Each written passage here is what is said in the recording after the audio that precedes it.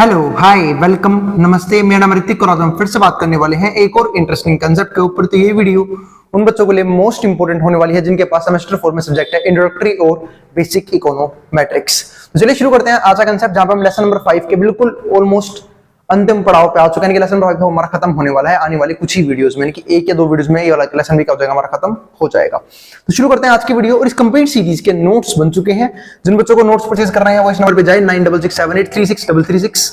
और भाई जिन बच्चों को कल एग्जाम होने वाला है उसके लिए all the best.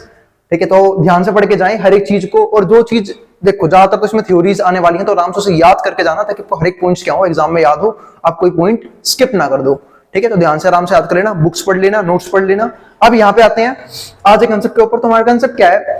Detection of हेटेरोस्केडास्टिसिटी, यानी कि अगर किसी भी डाटा में हेटेरोस्केडास्टिसिटी है तो हम उसे डिटेक्ट कैसे करने वाले हैं। ठीक है, तो इसके लिए हम ये वीडियो थोड़ी सी लेंथ हो सकती है, क्यों? क्योंकि दो पार्ट से बनाई जाएगी। एक ये पार्ट है, फिर इसको इरेज करूंगा, फिर दूसरा पार्ट लिखूंगा। ठीक है, तो आराम से देखना इस वीडियो को। और इसमें हमारे पास 4 पॉइंट आएंगे। अब एक एक करके हमारे एक मेथड को समझते हैं। तो पहला मेथड है वो हमारा है in case of multi collinearity. अगर मान लो हमारी डाटा में मल्टी कोलिनियरिटी पाया जाता है, जिसके ऊपर हम काफी डिटेल में बात कर चुके हैं प्रीवियस वीडियोस के अंदर। ठीक है, तो अगर हमारे डाटा में मल्टी कोलिनियरिटी है, there are no set rules, तो कोई भी रूल्स नहीं है ऐसे जिनके जरिए हम ये पता कर सके, क्या पता कर सके? For detecting heteroscedasticity. मतलब हमारे पास ऐसे बिल्कुल फिक्स रूल्स नहीं है जिनके जरिए हम हेटेरोस्केडास्टिसिटी का पता लगा पाए, लेकिन कुछ रूल्स हैं जो हमने प्रैक्टिस के बेस पे बनाए हैं और प्रिंसिपल्स के बेस पे बनाए हैं। ऐसे रूल को हम पता क्या बोलते हैं? Rules of thumb. तो there are certain rules of thumb that provide an indication towards existence of heteroscedasticity in the data. मतलब हमारे पास कुछ रूल्स हैं जो हमने प्रैक्टिस के बेस से बनाए हैं, फिर कुछ हम स्पेसिफिक प्रिंसिपल्स फॉलो करते हैं जिनके जरिए पता कर सकते हैं कि हेटेरोस्केडास्टिसिटी डाटा में एग्जिस्ट करती है या नहीं करती है। तो पहला रूल हमारे पास है, इसमें बहुत ईजी है, इसको हम बोलते हैं ग्राफिकल मेथड। आपको दिख रहे हो ना ग्राफ, कितने सुंदर सुंदर से ग्राफ बनाए हुए मैंने। इसको हम कैसे यूज करेंगे वो समझते हैं। तो ग्राफिकल मेथड जो हमारा है ना, उसमें हम देखते हैं ग्राफ के वे से कि कैसे कोई डाटा हेटेरोस्केडास्टिसिटी शो करता है फिर नहीं करता है। जैसे यहाँ पे क्या लिखा हुआ है? Estimated residuals are good proxy. और हाँ, एक बात तो ध्यान रखना, जिनको भाई हेटेरोस्केडास्टिसिटी का मतलब भी नहीं पता, वो जाके आराम से प्रीवियस वीडियोस देखना जहां पे मैंने इस कंसेप्ट को काफी डीप में पढ़ा हुआ है। यानी कि होमोस्केडास्टिसिटी का मतलब क्या होता है और हेटेरोस्केडास्टिसिटी का मतलब क्या होता है, पहले वो समझ लेना ताकि आपको इस कंसेप्ट में किसी प्रकार डाउट ना बचे कि हम क्यों चेक कर रहे हैं और क्या चेक कर रहे हैं। तो जो एस्टिमेटेड रेसिडुअल्स है आर गुड प्रॉक्सी। प्रॉक्सी का मतलब पता है क्या होता है? अगर अब मैं इसे इंग्लिश में मतलब बताना चाहूं तो इसका मतलब होता है किसी को अधिकार देना आपके लिए कुछ भी करने के लिए। फॉर एग्जाम्पल, अगर मान लो कि मेरे ऊपर कोई कोर्ट केस हो जाए, मैं एग्जांपल दे रहा हूं सिर्फ एक, मेरे ऊपर कोई कोर्ट केस हो जाए। अब मैं भाई लॉयर तो हूं नहीं, तो मैं खुद तो लड़ने जाऊंगा नहीं। मैंने एक लॉ फॉर्म से बात करी, एक लॉयर को हायर किया कि भाई आप जाओ, आप मेरे बिहाफ पे इस केस को लड़ना। तो इसी को मतलब क्या बोलते हैं? प्रॉक्सी प्रोवाइड कर देना। तो estimated residuals are good proxy for true residuals. तो जो हमारा एस्टिमेटेड रेसिडुअल्स है वो गुड प्रॉक्सी होता है किस चीज के लिए? ट्रू रेसिडुअल्स के लिए। Is a case of sample size is large. जो हमारा क्या हो, सैंपल साइज क्या हो, बहुत बड़ा हो। Therefore there graphical representation can help. तो ऐसे केसेस में जो ग्राफिकल रिप्रेजेंटेशन होता है ना किसी भी डाटा के, वो हमारी हेल्प करते हैं टू डिटेक्ट हेटेरोस्केडास्टिसिटी, करने में, हेटेरोस्केडास्टिसिटी को डिटेक्ट करने के लिए। अब यहाँ पे क्या है? एस्टिमेटेड रेसिडुअल्स, जैसे यूआई का square can be plotted against estimated values. इसको हम कैसे प्लॉट करते हैं? एस्टिमेटेड वैल्यूज के हिसाब से, यानी कि वो वैल्यूज जो हमने प्रेडिक्ट कर रखी है, मान रखी है, ऑफ डिपेंडेंट वेरिएबल। किसकी? वो भी डिपेंडेंट वेरिएबल की। देखो ये रहा by I from the regression model. जैसे आप यहाँ पे देखो, अगर आप इस ग्राफ को देखो तो जो हमारा ये एक्स एक्सिस है, इसके पास है वाई की वैल्यू, और वाई हमारा क्या होता है? Dependent variable. और ये हमारे पास देखो एस्टिमेटर्स, यूआई का स्केयर यानी कि एस्टिमेटेड वैल्यूज।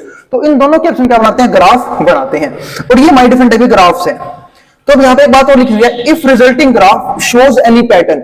अगर रिजल्टिंग ग्राफ में किसी तरह का पैटर्न देखा जाए, पैटर्न कैसा हो सकता है? लीनियर हो सकता है, लाइन की फॉर्म में बने, हो सकता है क्वाड्रेटिक फॉर्म में बने, हो सकता है पैराबोलिक फॉर्म में बने। ठीक है, तो ये सारे ग्राफ का टाइप होते हैं। Then it suggest heteroscedasticity in the data. तो ऐसे केसेस में हमें डाटा में जनरली मतलब हमें हेटेरोस्केडास्टिसिटी देखने को मिलता है।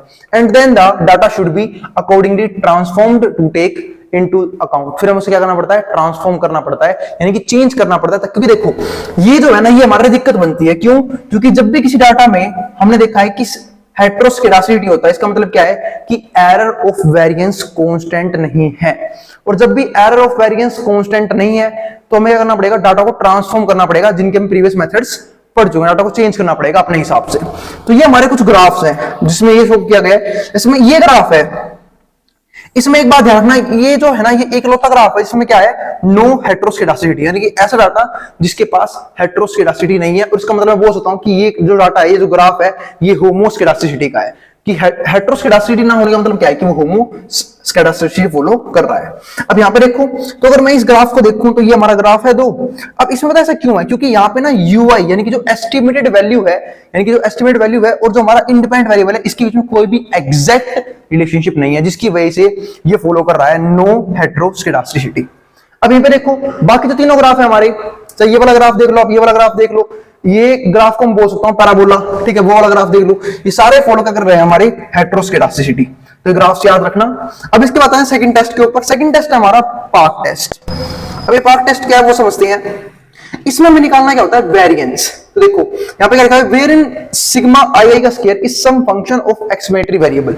ये क्या होता है, हमारा फंक्शन होता है किसका, एक्सप्लेनेटरी वेरिएबल का। मैं इसे वेरिएंस ही बोल सकता हूं। X I as the true for sigma का square is usually not known, that suggest that to use of UI का square as a proxy for same. इसका मतलब क्या है कि अगर आपके पास ये वैल्यू पता नहीं है आपको, तो आप इसकी जगह यूज कर सकते हो किसका, यूआई का square as proxy for the same. क्योंकि यहां पे इसे प्रॉक्सी तरह यूज किया गया क्योंकि ये इसे परमिशन देता है कि आप चाहो तो मेरी वैल्यू की जगह आराम से इसकी वैल्यू यूज कर सकते हो। फर्स्ट स्टेप, अब इसके कुछ स्टेप्स हैं। First step to test is to the run of OLS regression disregarding. अब देखो आप लोगों को याद होगा कि ओएलएस सिस्टम हमारा क्या था, ordinary least square method regression निकालने का। तो ओएलएस रिग्रेशन डिसरिगार्डिंग द हेट्रोस्केडासिटी, तो ये डिसरिगार्ड करता है यानी कि हेट्रोस्केडासिटी को फॉलो नहीं करता है। And obtain the estimated residual, तो ये क्या ऑब्टेन करता है, हमारा एस्टिमेटेड रेसिडुअल, जिसको हम क्या बोलते हैं, u i. Then following regression is run, and ये हमारा एक फॉर्मूला होता है, फॉर्मूला ध्यान रखना भाई हमेशा, ये वाला फॉर्मूला इस पॉइंट का जरूर याद रखना, ठीक है।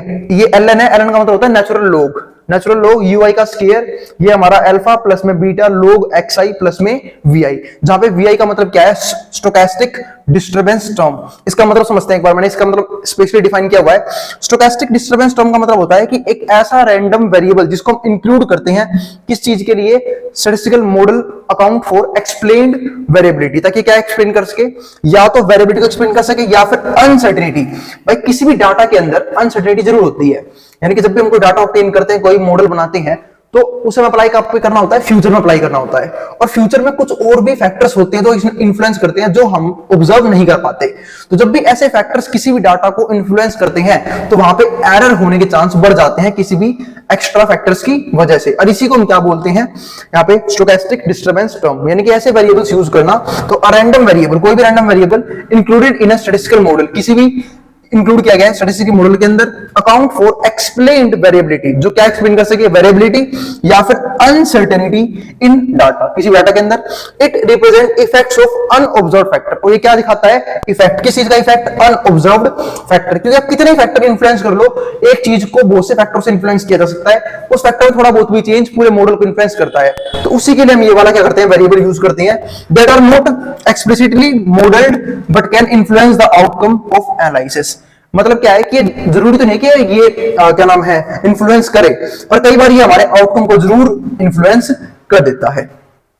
तो उसी के लिए जो ये वी टर्म है, ये एक स्पेशल वेरिएबल है जिसको हम क्या बोलते हैं, स्टोकेस्टिक डिस्टरबेंस टर्म। अब इसका अगला पॉइंट क्या है हमारा, if coefficient beta turns out to statistically significant. अगर मान लो जो भी हमारा कोफिशिएंट बीटा है वो टर्न कर जाता है statistically significant, it would be suggest presence of heteroscedasticity. इस बात का मतलब ये है कि अगर जो हमारा कोफिशिएंट बीटा है, देखो ये इक्वेशन है, इसमें जो हमारा कोफिशिएंट बीटा है, ये अगर हमारा इंपोर्टेंट हो गया, मतलब ये स्टैटिस्टिकली सिग्निफिकेंट देखा जाता है, तो ये सजेस्ट करता है, ये दिखाता है प्रेजेंस ऑफ हेट्रोस्केडासिटी। इसका मतलब अगर मैं इस पार्क टेस्ट में इस इक्वेशन की बात करूं, तो यहाँ पे बीटा का काम क्या होता है, ये बताना कि हेट्रोस्केडासिटी प्रेजेंट है या एब्सेंट है। और इसके अलावा कुछ रह गया, तो बस खत्म हो गया हमारा यहां तक। तो हमें समझ में आ गया कि पार्क टेस्ट में मेन काम क्या होता है। तो यहाँ पे हम निकालते हैं क्या, सिग्मा का स्क्वायर, और अगर ये ना मिले तो इसके प्रॉक्सी की जगह हम काम करवाते हैं, किससे, यूआई का स्क्वायर कहा गया वो यूआई, यूआई का स्केयर, ठीक है। और जो किसके सिस्टम के हेल्प से काम करता है वो सिस्टम, यहाँ पे जो सिस्टम काम करता है वो करता है ओआरएस एस्टिमेशन मेथड, यानी कि ordinary least square regression method. ये फंडामेंटल यहाँ पे काम करता है ये दिखाने के लिए कि डाटा में हेट्रोस्केडासिटी प्रेजेंट है या नहीं है। और उसके लिए जो हमारा कोफिशिएंट काम करता है वो करता है बीटा, ठीक है, जिसको मैं एक्सप्लेन कर चुका हूं। और इसके अलावा एक इंपॉर्टेंट जो वेरिएबल यूज किया हुआ है वो है वीआई, जिसको भी मैं एक्सप्लेन कर चुका हूं। तो ये तो मात्र दो मेथड हुए हैं, अभी दो इंपॉर्टेंट मेथड वही बाकी है। उससे पहले आपको जिसको जो उतारना उतार सकता है मैटर बोर्ड के सामने से, फिर हम बात करेंगे उन दो मेथड्स के ऊपर, और उसी के साथ हमारा खत्म हो जाएगा डिटेक्शन ऑफ हेट्रोस्केडास्टिसिटी। और फिर हमारा आएगा रेसिडुअल्स, यानी कि रेमेडीज क्या होंगी, हम कैसे बचा सकते हैं अपने डाटा को हेट्रोस्केडास्टिसिटी से। अब इसको जो उतार सकता है मैटर बोर्ड के सामने से, फिर जाना कहीं नहीं भी इसी वीडियो में डिस्कस करेंगे बाकी दो पार्ट्स भी।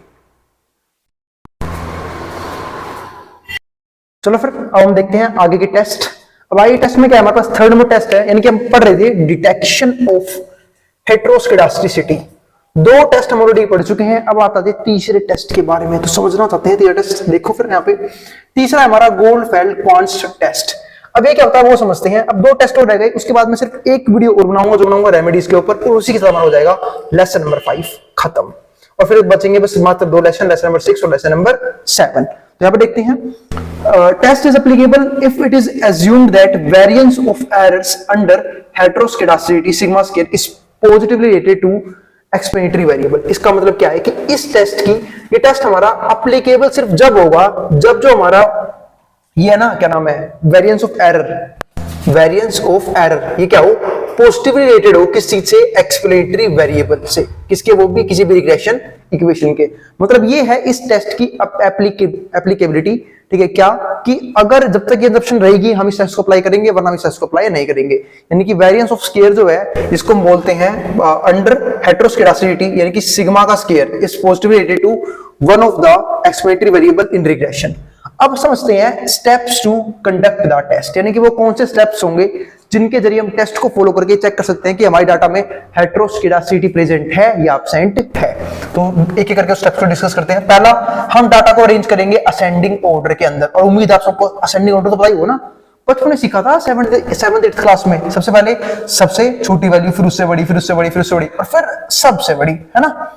तो वही काम यहाँ पे करना है, बच्चों वाला काम है। Arrange data in ascending order based on values of explanatory variable, जो किसके ऊपर बेस्ड है, एक्सप्लेनेटरी वेरिएबल के बेस पे, suspected to have caused heteroscedasticity xi।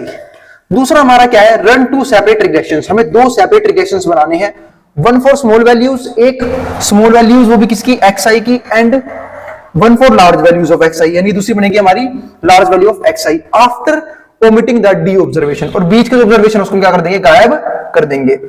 उसके बाद तीसरा है गेट रेसिडुअल सम, हमें यह निकालना है get residual sum of squares. इसके बाद हमने करी थी आरएसएस की, याद होगा आप लोगों को, प्रीवियस वीडियो में डिस्कस किया था आरएसएस होता क्या है, और उम्मीद है आप लोगों को आरएसएस याद है, नहीं याद है तो भाई पढ़ लो जाके, कल एग्जाम है, ठीक है। यहाँ पर देखो, तो get residual sum of squares for both regressions, जिसको हम क्या बोलते हैं, RSS1।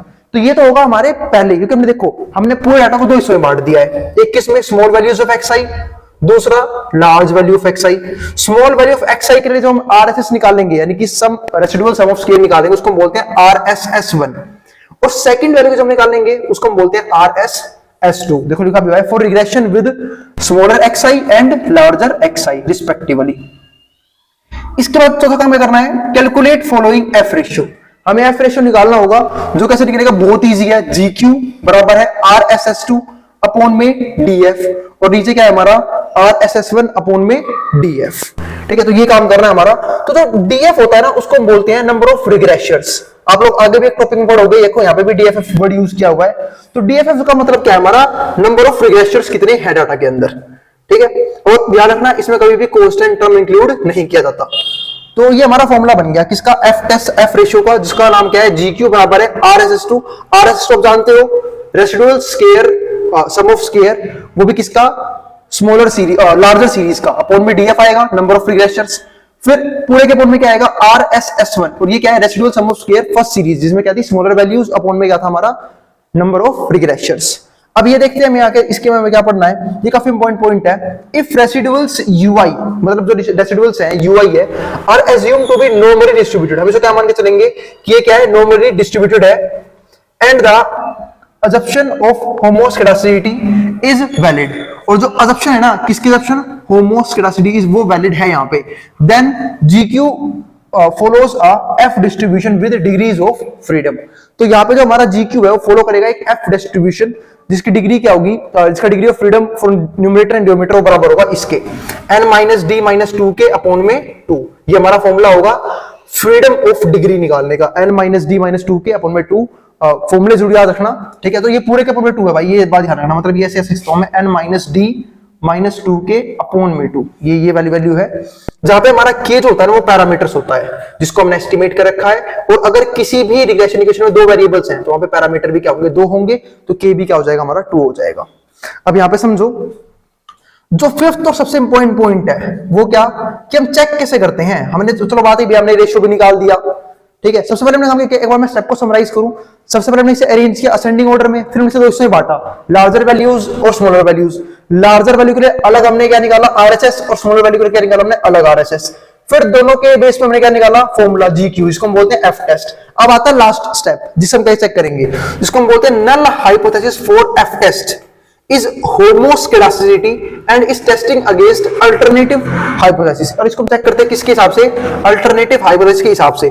हमने प्रीवियस वीडियो में दो वो देखे थे, एक तो नल हाइपोथेसिस और ये देखा था अल्टरनेटिव हाइपोथेसिस। हर एक केस के अंदर, चाहे वो हमारा मल्टीपल लीनियर रिग्रेशन हो, चाहे वो हमारा सिंपल लीनियर रिग्रेशन इक्वेशन हो, और उम्मीद आप लोगों को वो टॉपिक भी याद होगा, ठीक है। क्योंकि देखो हर एक टॉपिक के ना आने वाले सिलेबस में यूज होंगे, और वो यूज हो रहे हैं, आपको दिख भी रहा है कि जो जो हमने पीछे पढ़ा था बेसिक कांसेप्ट्स वो सब यहाँ पे आके क्या हो रहे हैं, यूज हो रहे हैं। तो null hypothesis for F test is homoscedasticity and is testing against alternative hypothesis of हेटेरोस्केडासिटी।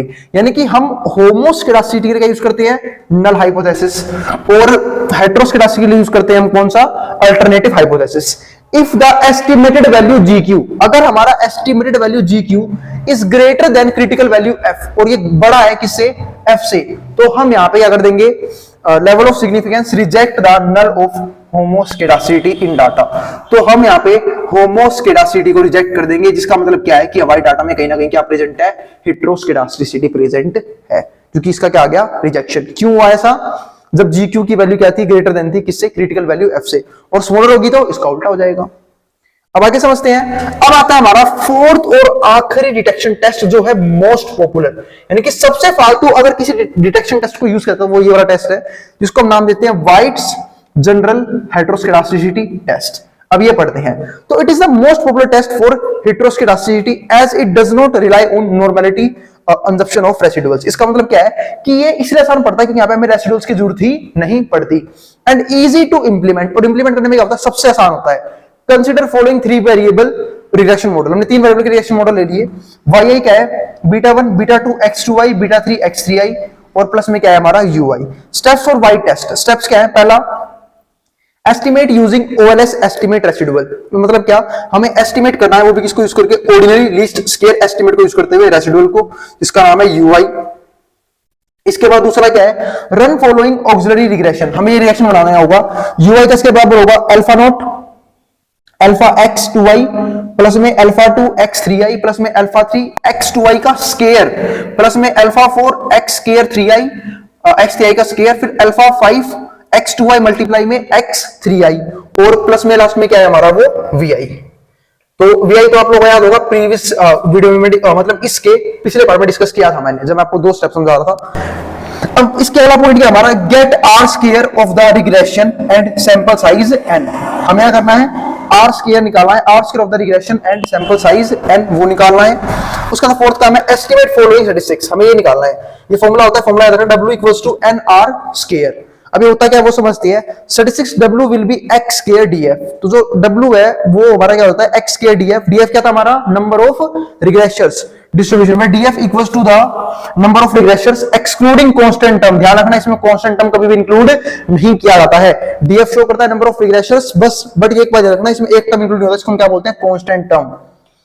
और फिफ्थ पॉइंट क्या है, वही सेम स्टेप जो हमारा इसमें था फाइनल स्टेप में, if value of statistics W, यहां पे हम W निकालते हैं, वहां पे हमने F टेस्ट फॉलो किया था, W is larger than critical value. तो यहां पे अगर W की वैल्यू क्या होती है, लार्जर होती है क्रिटिकल वैल्यू से, then chi square distribution we reject the null hypothesis. तो हम फिर से क्या करेंगे, नल हाइपोथेसिस को यहां पे भी रिजेक्ट कर देंगे ऑफ होमोस्केडासिटी। यानी कि फिर से डाटा हमारा क्या है, होमोस्केडास्टिसिटी फॉलो नहीं कर रहा, ठीक है, एंड डाटा एक्सिबिट्स हेटेरोस्केडास्टिसिटी, और इसलिए डाटा में क्या है, फिर से हेटेरोस्केडास्टिसिटी फॉलो की जा रही है। तो ये हमारे दो तरह के टेस्ट थे, और उम्मीद है आपको नीचे तक का दिख गया होगा। नहीं दिख रहा मैं भी कैमरा को नीचे कर दूंगा, आप आराम से नीचे तक का भी देख लेना।